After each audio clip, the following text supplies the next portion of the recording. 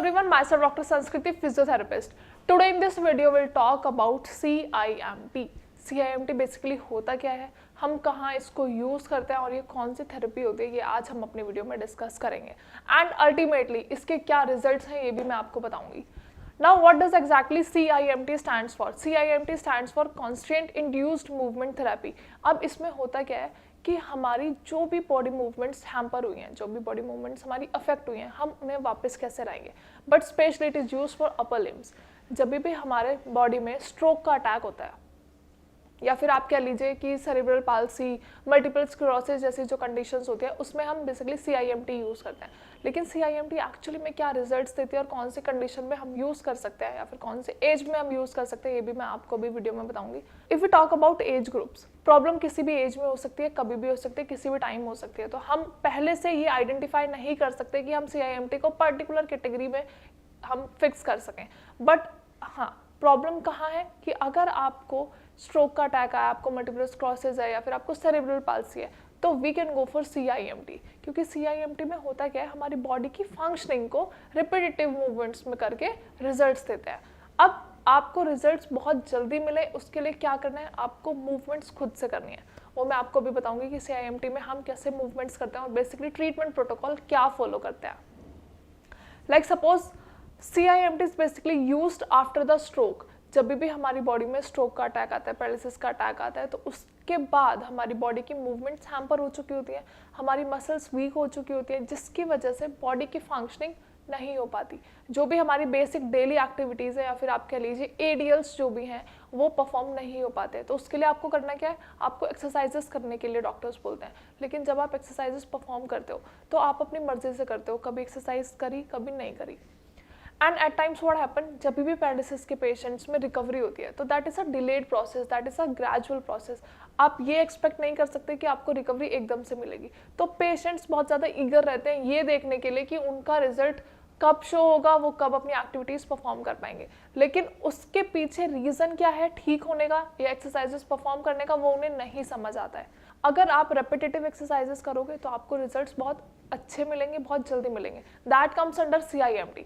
अब आप खुद सोचो, एक कोई एक्टिविटी है जो आपसे परफॉर्म नहीं हो पा रही, लेकिन आप बार बार उसकी प्रैक्टिस करोगे, आप बार बार उसको दिन में बहुत बार करोगे तो it will give you results. लेकिन अब अगर हम एक्चुअली में इसको समझे कि CIMT है क्या, like suppose I am having 2 hands, मेरा एक बहुत ज़्यादा वीक है लेकिन एक मेरा स्ट्रॉन्ग है. तो हम CIMT टेक्निक में क्या करते हैं, जो हमारा स्ट्रॉन्गेस्ट साइड है हम उसको या तो कवर कर लेते हैं या उसको प्लास्टर कर लेते हैं और उसे मतलब रोक देते हैं कि उससे कोई एक्टिविटी नहीं परफॉर्म करनी.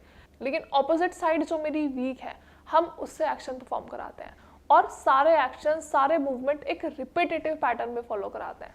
क्योंकि जब भी आपने एक बार मूवमेंट करी तो मसल्स को नहीं समझ आ रहा, आपके रिफ्लेक्सेस स्ट्रॉन्ग नहीं है, स्टिफनेस है, स्पास्टिसिटी है या फिर आपकी मसल वीकनेस है, वो 1-2 बार एक्सरसाइजेस करने से ठीक नहीं होगी. तो आपको करना क्या है, आपको रिपीटेटिव मूवमेंट्स करनी है, दिन में बहुत बार ये मूवमेंट करनी है ताकि आपके ब्रेन और आपकी मसल कोऑर्डिनेशन आपस में कोरिलेट कर सके और उन्हें समझ में आने लगे और वो कोऑर्डिनेट कर सकें. जब भी हमारी बॉडी में कोऑर्डिनेशन स्टार्ट हो जाती है, मतलब हमारा ब्रेन इंस्ट्रक्शन देना स्टार्ट कर देता है एंड हमारी हैंड वो मूवमेंट स्टार्ट करना शुरू कर देते हैं और हमारी मसल्स भी अपना एक्शन परफॉर्म करना स्टार्ट कर देते हैं, तो वहाँ से आप समझो कि आपकी रिकवरी होना स्टार्ट हो रही है. क्योंकि stroke is basically not about muscle weakness, it is basically it originates from your brain. जब भी आपके ब्रेन की फंक्शनिंग हैम्पर होती है उसकी वजह से आपकी मसल्स की फंक्शनिंग हैम्पर होती है. इसीलिए हम कहते हैं कि मूवमेंट्स रिपीटेटिव हो, क्योंकि जब मूवमेंट्स रिपीटेटिव होंगी आपका ब्रेन बार बार ट्रिगर होगा कि हाँ मुझे ये वाली मूवमेंट ऐसे करनी है, तो वो अल्टीमेटली ये वाली मूवमेंट्स आपसे करवाएगा. तो that all comes under CIMT. लेकिन करना क्या होता है, ये बेसिकली हम अपर लिम के लिए यूज़ करते हैं, मतलब हमारे ऊपर के हिस्से के लिए, हमारे दोनों हैंड्स के लिए. और दूसरी जो चीज़ हमें ध्यान रखनी है वो ये है कि जो हमारी स्ट्रॉन्गेस्ट साइड है वो हमें डिटैच रखनी है, वो हमें अलग रखना है, हमें उससे कोई एक्शन परफॉर्म नहीं करना है. अब अगर हम बात करते हैं हम इसको रोकेंगे क्यों, हम इसको बंद क्यों करते हैं, हम इसको केज क्यों करते हैं. इसको केज करना इसलिए इंपॉर्टेंट है क्योंकि जब भी आप कोई एक्शन परफॉर्म करोगे, like suppose if you take an example, आपका ये वाला आर्म वीक है, ये वाला आर्म आपका हेल्दी है, तो जब भी आप इससे एक्शन परफॉर्म करोगे तो ये कुछ ना कुछ सपोर्ट करेगा, आपका जोर इस हाथ से भी लगेगा.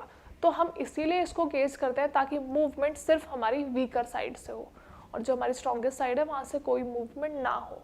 ये सारा फिनोमिनन है जो हम CIMT टेक्निक्स में बेसिकली थेरेपिस्ट यूज़ करते हैं और ये बहुत अच्छे रिजल्ट्स भी देती है। रिजल्ट्स इसलिए हैं क्योंकि ये कहीं ना कहीं हमारे ब्रेन को एक्टिव करती है, जो हमारी न्यूरोप्लास्टिसिटी है उसे ऑन करती है, क्योंकि जब तक हमारा ब्रेन सिग्नल्स नहीं देगा, जब तक हमारा ब्रेन रिफ्लेक्सेस नहीं देगा, तब तक मूवमेंट करना इम्पॉसिबल है। इसी चीज़ों को ध्यान में रख के, इन्हीं प्रिकॉशंस को लेके हम एक ऐसी थेरेपी देते हैं पेशेंट्स को जनरली स्ट्रोक के बाद, जिसमें बहुत अच्छे रिजल्ट्स भी मिलते हैं। लेकिन इसके साथ साथ ये भी ज़रूरी है कि आप मेडिकेशंस पे टाइम से लेते रहें, क्योंकि सिर्फ मूवमेंट करने से, सिर्फ एक्सरसाइजेस करने से आपका ब्रेन वापस से अपनी एक्टिविटीज़ को रिगेन नहीं करेगा। You do need to take medicine, but कौन से medications? Then go for Ayurvedic medicine, क्योंकि Ayurvedic medicine have their best results in the stroke management. या फिर जितने भी हमारे पैरालिसिस के पेशेंट्स हैं जो हमें विजिट करते हैं स्पेशली, उनमें देखा गया है कि जब भी वो मेडिकेशंस फॉलो करते हैं, अपनी डाइट सर्टेन रखते हैं, अपनी एक्सरसाइजेस सर्टेन रखते हैं, तो रिजल्ट्स बहुत जल्दी मिलते हैं और बहुत अच्छे मिलते हैं। अब अगर हम बात करते हैं एक माइंडसेट की, तो जनरली पैरालिसिस के पेशेंट्स का माइंडसेट क्या होता है कि वो जल्दी से चलना शुरू हो जाए। तो वो चलना कब शुरू होता है? जब उनके एक्चुअली में अपर बॉडी तो हेल्दी है, जब उन्हें ये लगता है कि हाँ अगर मेरा ऊपर वाला हिस्सा काम कर पा रहा है, तो वो और ज़्यादा मोटिवेट होते हैं। CIMT टेक्निक से हम अपने अपर लिम्स तो यूज़ कर लेते हैं, तो उसके बाद क्या होता है, जब हमारी बॉडी का एक भी पार्ट स्ट्रॉन्गेस्ट हो जाता है, तो हमें लगता है कि अब हम दूसरा भी स्टार्ट करते हैं। अगर आपको रिजल्ट्स दिखते हैं, अगर आपको रिजल्ट्स मिलते हैं, तो आप और ज़्यादा ईगर हो जाते हो अपनी रिकवरी को लेके।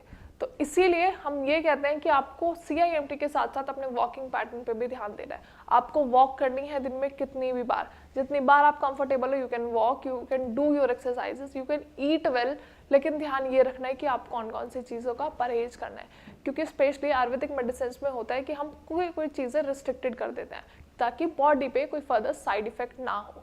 क्योंकि Ayurvedic medicine are all pure medicine, natural medicine, तो उनके साथ हमें कुछ ऐसी चीज़ों का ध्यान रखना होता है, प्रिकॉशंस लेने पड़ते हैं स्पेशली, जो हमारी बॉडी को फर्दर हैम्पर ना करे, हार्म ना करे। आई होप जो भी मैंने वीडियो में बताया आप सभी को समझ आया होगा। CIMT की टेक्निक एक्चुअली में कहाँ यूज़ करते हैं, क्यों यूज़ करते हैं और CIMT है क्या, ये भी आपको समझ आया होगा। अगर मेडिकेशन से रिगार्डिंग कोई क्वेरी है, एक्सरसाइजेस से रिगार्डिंग कोई क्वेरी है, तो डू कॉन्टैक्ट श्रेयास। हमारे डॉक्टर्स आपको बेस्ट कंसल्टेशन प्रोवाइड करेंगे रिगार्डिंग मेडिकेशंस, डाइट और एक्सरसाइजेस। तो आपको करना क्या है, सिर्फ आपको अपनी रिपोर्ट शेयर करनी है, हमारे डॉक्टर से अपनी बातों को रखना है सामने की, जो प्रॉब्लम्स आप फेस कर रहे हो। कोई भी क्वेरी है, कोई भी प्रॉब्लम है, तो you can just directly call us on the number given below, और कमेंट सेक्शन में भी अपनी क्वेरी मेंशन कर सकते हो। Thank you so much.